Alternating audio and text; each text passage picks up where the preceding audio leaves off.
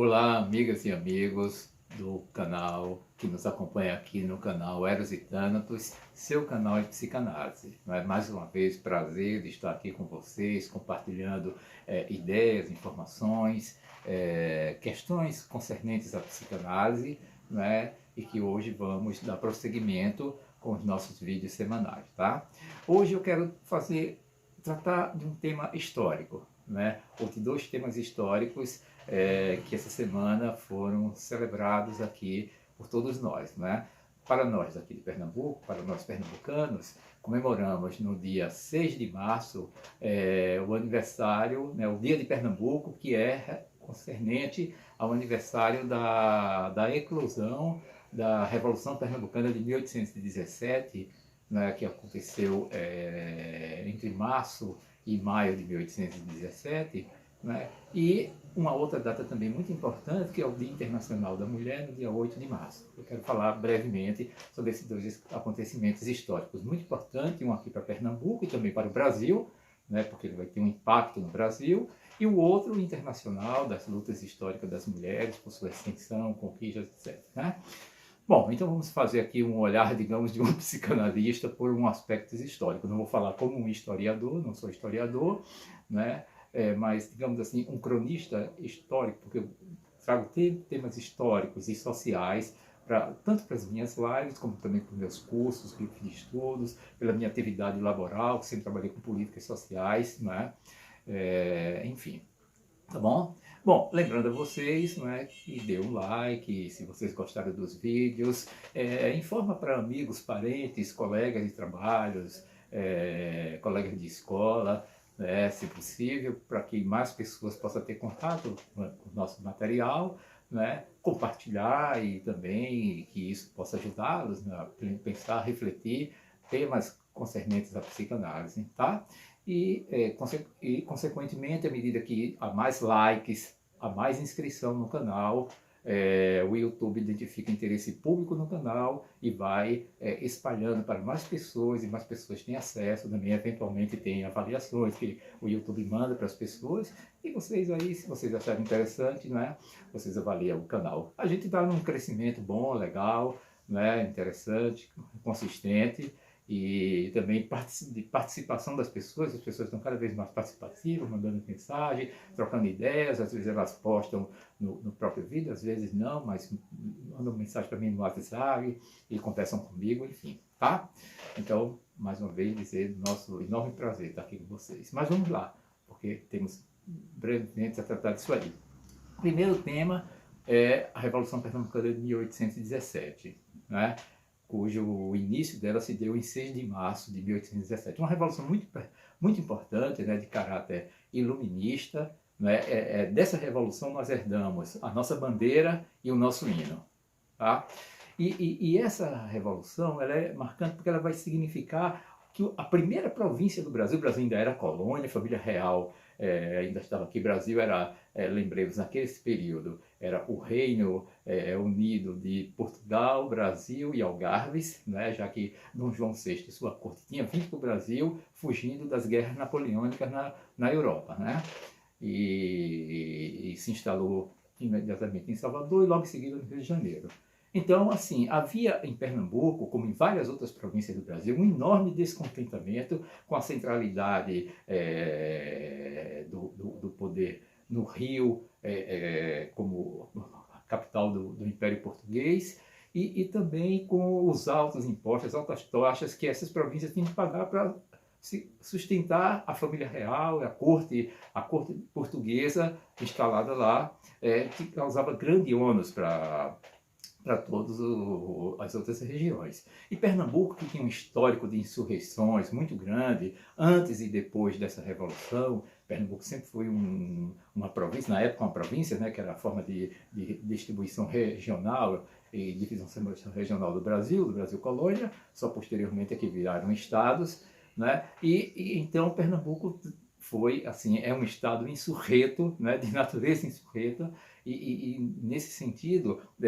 inspirado pelos ideais do iluminismo, inspirado pela Revolução Francesa, inspirado pela Revolução Americana, que significou a independência dos Estados Unidos, Pernambuco se articula primeiro com alguns estados, né, ou com algumas províncias como Rio de Janeiro, Espírito Santo, Bahia, Paraíba, Ceará, Rio Grande do Norte, porque a ideia é que mais províncias estivessem envolvidas nesse processo, mas infelizmente na ocasião as províncias não aderiram, apenas algumas regiões do Ceará, do Rio Grande do Norte, da Paraíba que aderiram, mas as outras províncias não. A Bahia não aderiu, o Rio de Janeiro não aderiu, o Espírito Santo não aderiu, e o fato é que Pernambuco tomou a iniciativa, então, ele próprio de iniciar o movimento foi iniciado, o chefe da guarnição portuguesa em Pernambuco foi morto por um oficial do exército aqui instalado, mas brasileiro, esse oficial, conhecido como Leão Coroado, e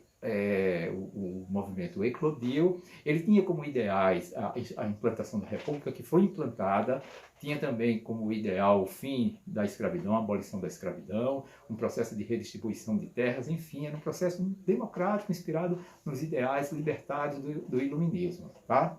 Que vieram na Revolução Francesa, né?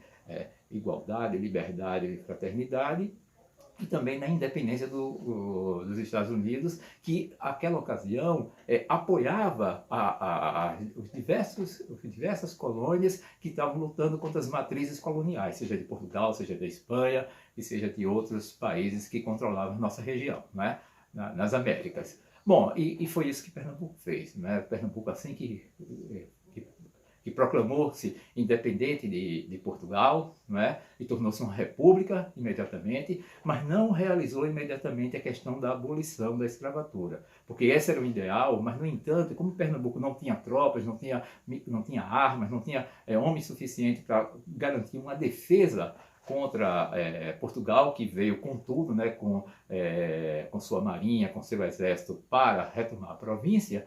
Então, Pernambuco teve que recorrer ao apoio de fazendeiros e pessoal dos engenhos, das usinas aqui de Pernambuco, que essas pessoas antigamente dispunham de milícias, né? E essas milícias que serviu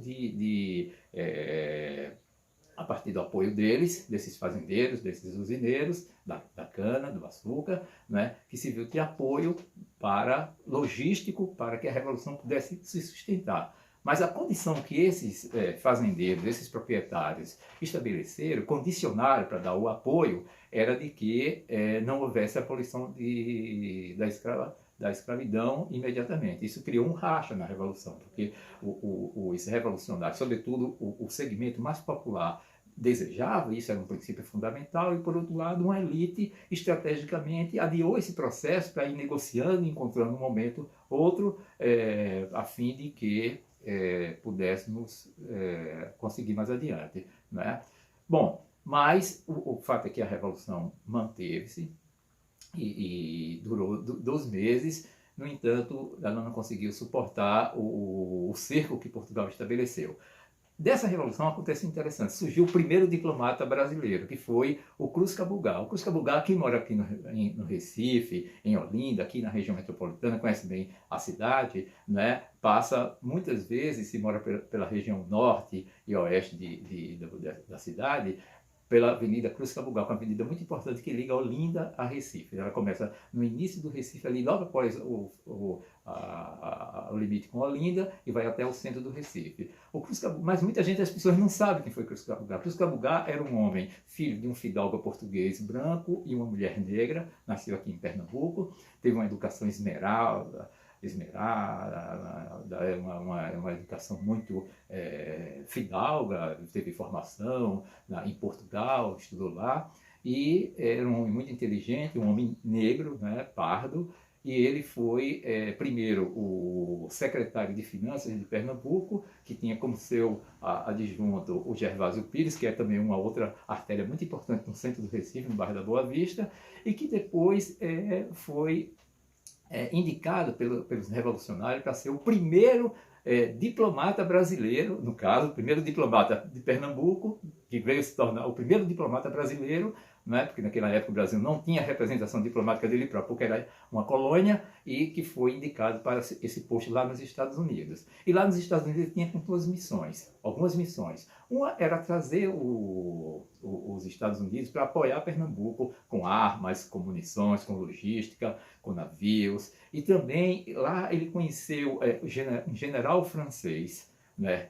Que estava exilado nos Estados Unidos, com a prisão de Napoleão, era um general napoleônico, e ele conseguiu convencer esse general a dar um apoio na formação dos militares de Pernambuco, treinar tropas aqui em Pernambuco. E esse militar veio aqui para Pernambuco, mas quando ele desceu no navio, assim, no porto de Cabedelo, na Paraíba, foi identificado, preso e ficou fora de ação. Logo em seguida, Pernambuco caiu, né? Durou pouco tempo, dois meses e mais um pouco, né? Mas teve uma dimensão muito grande, né? Porque é o primeiro grito de independência que de fato conseguiu êxito, né? Tornou Pernambuco independente, foi um marco de Pernambuco, um marco da luta e um marco das representações sociais e culturais que tem em Pernambuco. Bom, o nosso vídeo acabou ficando um pouquinho grande demais, não deu para falar tanto da questão das mulheres. Mas no sentido das mulheres, agora eu vou fazer esse salto aqui histórico, no sentido das mulheres, o 8 de março representa a luta internacional, é luta mesmo, né? Porque é a conquista das mulheres, dos direitos das mulheres, pela dimensão da luta, das representações, de seus desejos de ter o respeito por elas como seres humanos, como agentes públicos, políticos, reconhecida a sua capacidade de trabalho e também de remuneração igualitária com os homens, direito ao voto, enfim, né? E essas mulheres, elas foram, um movimento lá em Nova York, nos Estados Unidos, eram operárias, né? Lutando, reivindicando por direitos, né? De melhores condições de trabalho, salários equivalentes aos dos homens, enfim, e direito ao voto. Elas foram massacradas, houve muitas mortes por conta da força policial, a força pública comandada pelo Estado. Então, em ambos os estados, o brasileiro, colônia ainda, diante de uma província insurreta, e os Estados Unidos, diante da classe trabalhadora lutando por direitos, né, particularmente as mulheres, que sempre foram muito discriminadas historicamente até então, né, demonstra aí a capacidade de luta e de marcar a humanidade com uma presença histórica que vai tornar esses agentes, né, sujeitos à história. A Revolução Pernambucana, naquele momento, não logrou êxito, mas ela foi fundamental para cimentar a luta do povo brasileiro pela sua independência e pela construção da República.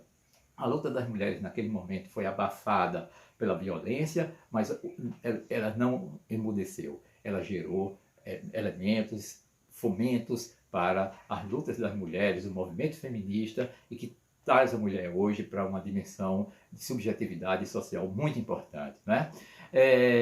A psicanálise, para encerrar isso aqui, a psicanálise é um olhar interessante sobre essas coisas, do ponto de vista de como a gente olha a história, ou seja, esses sujeitos que vai buscar a castração do pai, né, que é um pai, tal como Freud descreveu, o pai primeiro, o pai absoluto, que busca deter todos os gozos, todos os objetos para gozar, sem compartilhar com os demais, e esses filhos que se insurgem para, a partir de uma luta contra esse pai tirânico, poder estabelecer a castração, que Freud representou através do festival totêmico, do mito do pai morto, que é o mito do Totem Tabor, que depois eu vou falar mais sobre isso. E no caso das mulheres, a psicanálise também tem uma voz muito importante. A psicanálise foi um espaço de grande conquista para as mulheres, né? Porque a partir da psicanálise se estabeleceu na clínica o marco da escuta à mulher. E as mulheres têm presenças muito importantes nisso. Primeiro, a Ana O vai definir a psicanálise, que foi uma paciente de Joseph Breuer, né? Vai definir a psicanálise como talk cure, cura pela palavra, ou seja, a palavra que enuncia o sujeito humano, né? O sujeito do desejo, o sujeito do inconsciente. A Ana O identifica isso e Freud vai incorporar esse ao princípio da psicanálise, né? E depois a Anne Forene, né, que foi uma paciente de Freud, e que em um determinado momento pede a Freud para que não faça as interferências que ele fazia no atendimento e disse, deixa eu falar. E esse deixa eu falar faz com que Freud conecte a sua metodologia, compreendendo essa fala dessa mulher, né, conecte a sua metodologia com a questão da livre associação. E esses marcos vão ser definidores da prática da psicanálise. Bom, paramos hoje por aqui e posteriormente a gente retoma com os aspectos históricos subjetivos que eventualmente nós tratamos, e para falar mais sobre o totem tabu, sobre falar sobre a questão da mulher, enfim. Um grande abraço para todos vocês.